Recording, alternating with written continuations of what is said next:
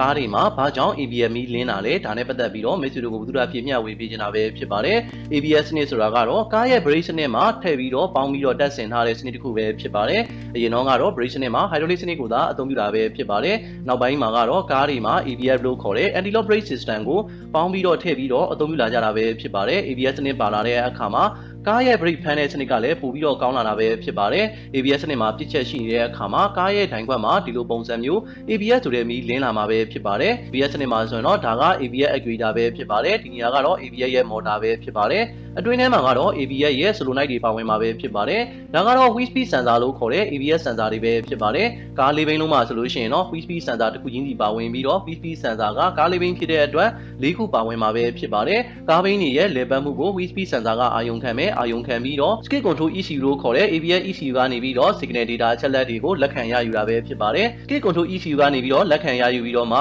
ABS စနစ်ကအလုပ်လုပ်ပေးတာပဲဖြစ်ပါတယ်တကယ်လို့ ABS sensor တွေမှာပြစ်ချက်ရှိနေတဲ့အခါမှာသို့မဟုတ် ABS actuator မှာပြစ်ချက်ရှိနေတဲ့အခါမှာ ABS မီးလင်းစီမှာပဲဖြစ်ပါတယ် ABS စနစ်ပါတဲ့အခါမှာ brake နင်းလိုက်တယ်ဆိုရင်ကားဘိန်းတွေရဲ့ brake pan နဲ့အားကို ABS စနစ်ကနေပြီးတော့ထိန်းချုပ်ပြီးတော့ steering ကွေ့တဲ့အခါမှာချောချောမွေ့မွေ့ကွေ့နိုင်ပြီးတော့ရှေ့မှာရှိနေတဲ့အဟန့်အတားတွေကိုလွယ်လွယ်ကူကူရှောင်ရှားသွားနိုင်တာပဲဖြစ်ပါတယ် ABS စနစ်မပါဘူးဆိုရင်တော့ရှေ့မှာရှိနေတဲ့အတိုက်ခိုက်တွေကိုကားကကြိုးတိုက်သွားပြီးတော့မှတိုက်ခိုက်နိုင်တာပဲဖြစ်ပါတယ်ထိခိုက်နိုင်တာပဲဖြစ်ပါတယ်ဒါကြောင့်မို့ကားရဲ့ brake စနစ်မှာ ABS စနစ်ကိုပြောင်းလဲပြီးတော့အသုံးပြုလာကြတာပဲဖြစ်ပါတယ်ဒါကတော့ ABS စနစ်မှာ ABS မီးလင်းစေနိုင်တဲ့အများဆုံးဖြစ်တဲ့ပြစ်ချက်တွေပဲဖြစ်ပါတယ်ကားရဲ့ဒိုင်ခွက်မှာ ABS မီးလင်းနေတယ်ဆိုရင်တော့ brake စီနေတဲ့ပြစ်ချက်ကြောင့်လည်း ABS မီးလင်းစေနိုင်တာပဲဖြစ်ပါတယ် brake စီနေနေတယ်ဆိုရင် brake pan အားလည်းကောင်းမှာမဟုတ်ပါဘူး brake လည်းရှော့နေမှာပဲဖြစ်ပါတယ်နောက်ထပ်ပြစ်ချက်တစ်ခုအနေနဲ့ကတော့ brake စီကိုထည့်တဲ့အခါမှာလည်းသတ်မှတ်ထားတဲ့ brake စီရည်သွေးကိုထည့်ဖို့လိုအပ်တာပဲဖြစ်ပါတယ်ကားတော်များများကတော့ brake စီက Duty 3ပဲဖြစ်ပါတယ် Dot 3ပဲဖြစ်ပါတယ်ဒါပေမဲ့တချို့ရဲ့ကားတွေမှာဆိုရင်တော့ Dot 4တွေ Dot 5တွေကိုပြောင်းလဲပြီးတော့အသုံးပြုလာကြတာပဲဖြစ်ပါတယ် brake စီရဲ့အဖုံးမှာရေးထားတဲ့အတိုင်းကို brake စီကိုထည့်ပေးရမှာပဲဖြစ်ပါတယ်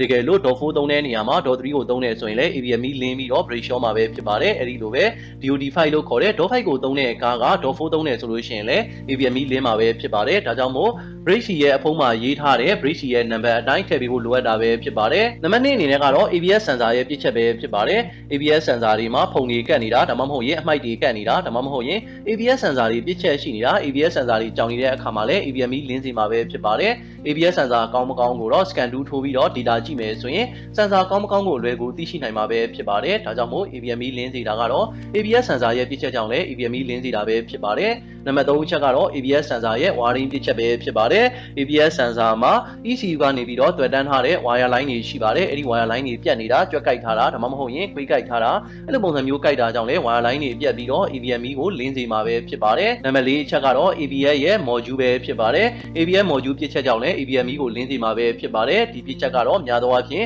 brake စီကိုပုံမှန်မလဲဘဲနဲ့အချိန်ကာလကြာကြီးသုံးတာကြောင့်လည်း ABS control module တွေ ABS module တွေပြတ်စေနိုင်တာပဲဖြစ်ပါတယ်ဒါကြောင့်မို့ ABS module ပြစ်ချက်ရှိတဲ့အခါမှာလည်း ABS မီးလင်းစေနိုင်တာပဲဖြစ်ပါတယ်နံပါတ်5အချက်ကတော့ skid control ECU လို့ခေါ်တဲ့ ABS ECU ရဲ့ပြစ်ချက်ပဲဖြစ်ပါတယ် ABS စနစ်တစ်ခုလုံးကိုထိန်းချုပ်ပေးနေတဲ့ skid control ECU မှာပြစ်ချက်ရှိနေတဲ့အခါမှာလည်း ABS မီးကိုလင်းစေနိုင်တာပဲဖြစ်ပါတယ်ဒီပြစ်ချက်5ခုကတော့ ABS မီးလင်းစေနိုင်တဲ့အများဆုံးပြစ်ချက်တွေပဲဖြစ်ပါတယ် ABS စနစ်တစ်လုံးမှာသာ ABS စနစ်ကြောင့် desktop ဖြစ်ခြင်းကိုကာကွယ်ပေးနိုင်တာပဲဖြစ်ပါတယ်ဒါကြောင့်မို့မိတ်ဆွေတို့အနေနဲ့ကားရဲ့ဒိုင်ခွက်မှာ ABS မီးလင်းနေတယ်ဆိုရင်တော့ကြော်ချင်းခွာချင်းလည်းမလုပ်ပါနဲ့ဖြစ်နေတဲ့ပြစ်ချက်ကိုစစ်ဆေးပြုပြင်ပေးဖို့လိုအပ်တာပဲဖြစ်ပါတယ်